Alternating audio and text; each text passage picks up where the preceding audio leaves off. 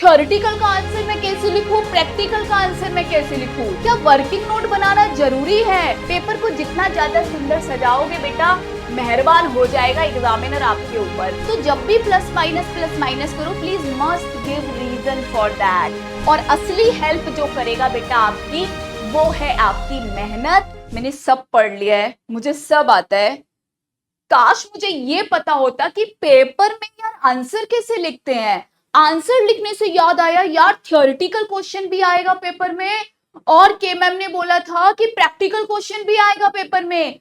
Theoretical का answer मैं कैसे लिखूं, प्रैक्टिकल का आंसर मैं कैसे लिखूं? और तो और अगर क्वेश्चन 2 नंबर में आएगा तो मैं आंसर कैसे लिखूं, 3 नंबर में आएगा तो मैं आंसर कैसे लिखूं, यार 5 नंबर में आएगा तो मैं आंसर कैसे लिखूं? यार मुझे कोई ये बताओ, क्या वर्किंग नोट बनाने के मार्क्स मिलते हैं? क्या वर्किंग नोट बनाना जरूरी है? काश मुझे पता लग जाए पेपर में स्टेप मार्किंग के मार्क्स, स्टेप मार्किंग होती है। क्या मेरा फाइनल आंसर नहीं निकला तो भी मुझे मार्क्स देगा एग्जामिनर? कहां से पूछूं? तो मैं हूं ना सीए कंचन गुप्ता, आप सब की मेंटर, आप सब के लिए लेके आई हूं यहाँ पे इन सभी क्वेश्चंस का एक बढ़िया सा पैकेज, एक बढ़िया सा धमाकेदार सॉल्यूशन। तो बच्चों, हाँ, ये वीडियो आपके लिए है, जो भी बच्चा हमारे सीएस एग्जीक्यूटिव में पेपर दे रहा है। और स्पेशली मैं यहाँ पे बात करूंगी आपसे आंसर राइटिंग की, साथ के साथ में टैक्सेशन की आंसर राइटिंग की भी ब्रॉडर वे में चर्चा करने वाली हूँ। तो मेरे बच्चों, मेरे चहीतों की जो हमारे क्वेश्चंस होते हैं पेपर में, वो 2 तरह के होते हैं। एक होता है हमारा प्रैक्टिकल क्वेश्चन, एक होता है हमारा थ्योरेटिकल। सेम अगर मैं टेक्स्ट की बात करूं तो प्रैक्टिकल क्वेश्चन भी पेपर में आता है, थ्योरेटिकल क्वेश्चन भी पेपर में आता है। सो बात ये आती है कि हम प्रैक्टिकल क्वेश्चन आंसर राइटिंग कैसे करें और हम थ्योरेटिकल क्वेश्चन की आंसर राइटिंग कैसे करें। तो शुरुआत करते हैं कुछ इस तरह से। कुछ बातें तुम्हारे लिए जानना बेहद जरूरी है कि जब भी आप आंसर राइटिंग करोगे तो सबसे पहला सवाल आता है, मैम मेरी हैंडराइटिंग या तो बहुत अच्छी है या अच्छी नहीं है। तो अगर आपकी हैंडराइटिंग जैसी भी हो, हम एक अच्छे प्रोफेशनल लेवल के एग्जाम में पार्टिसिपेट कर रहे हैं, हैंडराइटिंग मैटर नहीं करती है। हाँ, अगर आपकी हैंडराइटिंग बहुत ज्यादा अच्छी नहीं है तो ध्यान रखना, आप स्पेस देके लिखना, एक एक लाइन छोड़ छोड़ के आप लिख सकते हो। सो यहाँ पे मैं साथ के साथ ये बात करूंगी कि हैंडराइटिंग खराब होने पे स्पेस देके आप लिख सकते हो, वे ऑफ प्रेजेंटेशन क्या होना चाहिए, फॉर्मेट कैसे आपको बनाना है, मार्किंग टेक्निक क्या होगी, लेंथ ऑफ द आंसर क्या होगी, मैं इन सभी बारे में आपसे चर्चा करूंगी। तो अगर राइटिंग बहुत ज्यादा आपकी ठीक नहीं है या फिर आप बहुत बड़ा बड़ा लिखते हो, तो उस केस में आप कोशिश करो कि आप एक लाइन छोड़ छोड़ के लिख देना। इवन जब मैं अपने सीए फाइनल तक की बात बता रही हूँ, जब मैं अपने सीए फाइनल का पेपर दे रही थी, मैं भी एक एक लाइन छोड़ के लिखती थी, कोई दिक्कत नहीं है और बहुत बढ़िया मार्क्स आए। Marking technique, length of the answer सबकी बात करेंगे। सबसे पहले यहाँ पे मेरे पास एक फॉर्मेट और एक बहुत ही प्यारा सा फॉर्मेट है।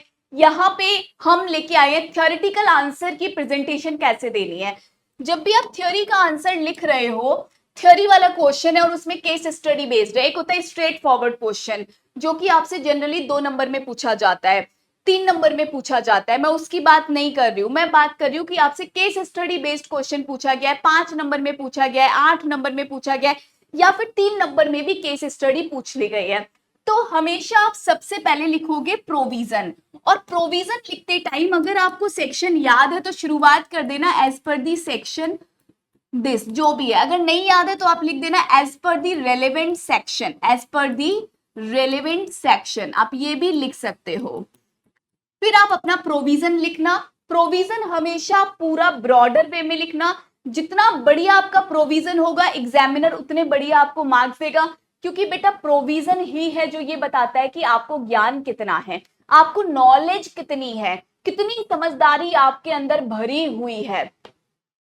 तो खुल के प्रोविजन लिखना, जो भी टॉपिक है उससे रिलेटेड पूरा प्रोविजन आपको लिखना है। सपोज अगर 5 नंबर का ये क्वेश्चन आया हुआ है आपका, तो आराम से आप 4 to 5 लाइन टू 6 लाइन आराम से आप प्रोविजन को दे सकते हो, कोई दिक्कत नहीं है। अच्छा, फिर उसके बाद हमें फैक्ट लिखना होता है। फैक्ट मैक्स टू मैक्स आप 1 से 2 लाइन लेना, 1 से 2 लाइन इनफ है। मैक्स टू मैक्स आप जाना चाहो तो 3 लाइन। फैक्ट में हम क्या करते हैं, क्वेश्चन को हम रीडिजाइन करते हैं, जो क्वेश्चन में बोला गया है उसी को हम अपनी लैंग्वेज में एक्सप्लेन करते हैं। फिर एक्सप्लेनेशन में क्या होगा, एक्सप्लेनेशन में कोई कीवर्ड है या कोई डेफिनेशन है या कोई ऐसा वर्ड है जो हमें लगता है कि हमें इसके बारे में पता है, हम एग्जामिनर को समझा सकते हैं। फिर लास्ट में आता है कंक्लूजन। अच्छा, एक्सप्लेनेशन बस एक लाइन से ज्यादा मत देना, कंक्लूजन आप 2 से 3 लाइन में फ्रेम करना, मैक्स टू मैक्स मैं बोल रही हूँ, इससे ज्यादा लाइन आपको नहीं लेनी। कंक्लूजन जब भी आप लिखोगे तो आप ऐसे बताओगे, as per the above provision, as per the above provision we conclude that आगे अपनी बात लिख देना कि ये ट्रांजैक्शन क्या है क्या नहीं है, आपको क्या लगता है क्या नहीं लगता है। सिर्फ यहाँ पे आपको 2 से 3 लाइन में अपना एक क्लियर कट स्टेटमेंट देना है, अपना एक क्लियर कट थॉट बताना है। So this is the way जहां पे हम फॉर्मेट के थ्रू अपना आंसर लिखेंगे। काफी सारे बच्चे ये बोलते हैं क्या मैम हम ऐसे टेबल बनाएं, यस आपको ऐसे ही टेबल बनानी है। पेपर को जितना ज्यादा सुंदर सजाओगे बेटा, मेहरबान हो जाएगा एग्जामिनर आपके ऊपर। कुछ बच्चों के दिमाग में क्वेश्चन और आ रहा होगा, क्या मैम हम पॉइंटर में आंसर लिख सकते हैं, हमें टेबल नहीं बनानी, हम पॉइंटर में लिख दें? क्योंकि काफी सारे बच्चे क्या करते हैं, पैराग्राफ लिखते चले जाते हैं। पैराग्राफ से बेटा हाथ जोड़ लेना, पैराग्राफ से 10 गज की दूरी बना लेना, पैराग्राफ आपको नहीं लिखना, एग्जामिनर को समझ नहीं आता है। खिचड़ी पक जाती है, उसको मिक्स वेज नहीं चाहिए, उसको बेटा दाल मखनी चाहिए, उसको बेटा पाव भाजी खिलाओ, उसको बेटा शाही पनीर चाहिए। तुम वहां पे जाके मिक्स वेज मत बना देना, खिचड़ी नहीं बनानी है। अगर आप आंसर को पॉइंटर्स में लिख रहे हो तो मैं हमेशा सजेस्ट करती हूँ कि जो 2 से 3 वाला क्वेश्चन है उसको आप एक बार को पॉइंटर में लिख सकते हो। अगर वो स्ट्रेट फॉरवर्ड क्वेश्चन है तो कोशिश करना, लेकिन अगर केस स्टडी बेस्ड है तो उसको इसी वाले फॉर्मेट में डालना। स्ट्रेट फॉरवर्ड क्वेश्चन है, 2 से 3 नंबर का क्वेश्चन है, कोई दिक्कत नहीं है, तो आप एक बार को पॉइंटर में लिख सकते हो। लेकिन पॉइंटर में हमेशा बच्चे को बोलती हूँ कि इग्नोर ही करो जितना हो सके। अब खुद देखो ना कौन सी चीज आपको प्यारी और लुभावनी लग रही है, मैम ये लग रही है, तो बस हम वही तो खाएंगे जो हमें अच्छा लगेगा। सो पॉइंटर में जब भी आप लिखते हो तो पॉइंट वाइज इस तरह से लिखा जाता है, एक लाइन को अपना पूरा एक पॉइंट यहाँ समझाओ, फिर दूसरा पॉइंट समझाओ, फिर तीसरा पॉइंट समझाओ, फिर चौथा पॉइंट समझाओ, ऐसे धीरे धीरे आप कंक्लूजन पे पहुंच जाते हो। अब कुछ इंपॉर्टेंट बातें, हैंड राइटिंग देखो खराब भी हो सकती है अच्छी भी हो सकती है, हमें कोई दिक्कत नहीं है, बस आप जो भी लिखना वो नीट एंड क्लीन होना चाहिए, काटा पीटी नहीं होनी चाहिए, थोड़ा खुला खुला लिखना। एग्जामिनर ने आपको शीट भरने के लिए दी है, कोई दिक्कत नहीं, और भी शीट मिलती है तो आराम आराम से खुला खुला लिखना है अपने को। यहाँ पे एक चीज ध्यान दो, अगर आपकी राइटिंग बहुत अच्छी नहीं है तो एक लाइन का गैप देना, याद से अपने कीवर्ड को हाईलाइट कर देना, क्वेश्चन नंबर जरूर पुट करना, जरूर पुट करना, जरूर पुट करना। कुछ बच्चे यहाँ पे क्वेश्चन नंबर पुट करते हैं, कुछ यहाँ पे क्वेश्चन पुट करते हैं, कहीं भी पुट कर लेना, बोथ आर दी एप्रोप्रिएट वे, कहीं भी करो, बट यहाँ करना ज्यादा बेस्ट रहता है क्योंकि बचपन से यही करते आ रहे हैं तो एक हैबिट बन जाती है यहाँ पे देखने की।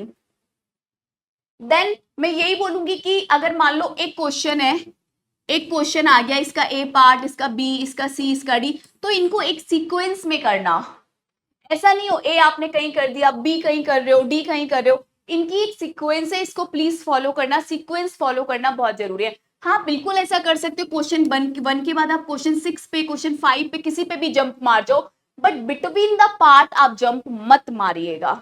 Okay ma'am. अच्छा सिंपल सी बात है, अगर आपको लग रहा है कि कहीं पे प्रोविजन में मैं छोटा सा फ्लो चार्ट डाल के बहुत स्मार्टली एक्सप्लेन कर सकता हूँ, देन डेफिनेटली आप यहाँ पे स्मार्ट गेम खेलो, छोटे छोटे फ्लो चार्ट्स भी आप बना सकते हो और अच्छा लगेगा अपना आंसर। सो ये बातें आपको याद रखनी है। अब मैं बात कर लेती हूँ कि जब भी हम प्रैक्टिकल क्वेश्चन की आंसर राइटिंग कर रहे हैं तो हमारा तरीका क्या हो।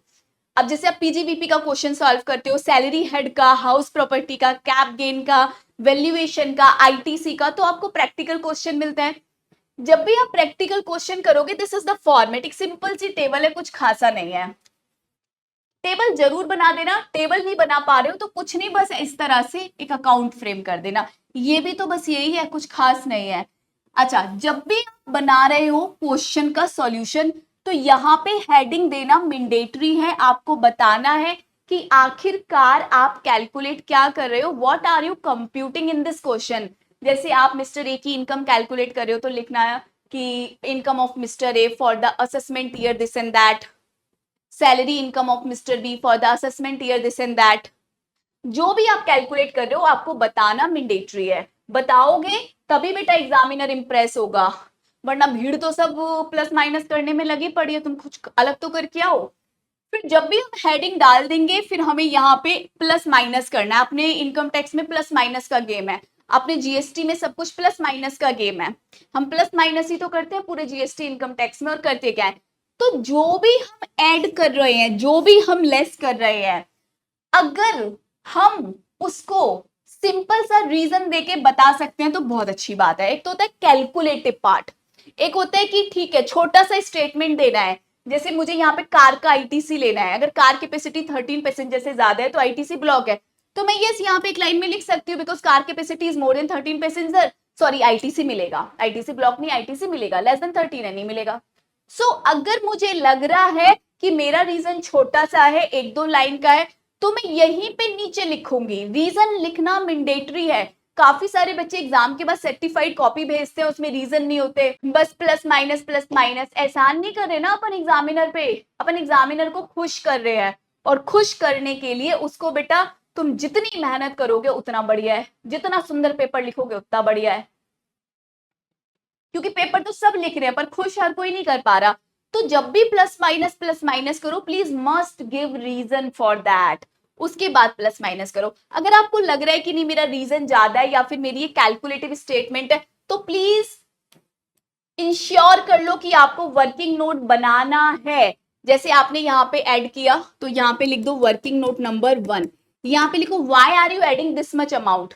ये अमाउंट अगर आपने कैलकुलेट किया है तो छोटी सी कैलकुलेशन करके दिखाओ। सिमिलरली वर्किंग नोट नंबर 2 यहाँ पे भी दिखाओ।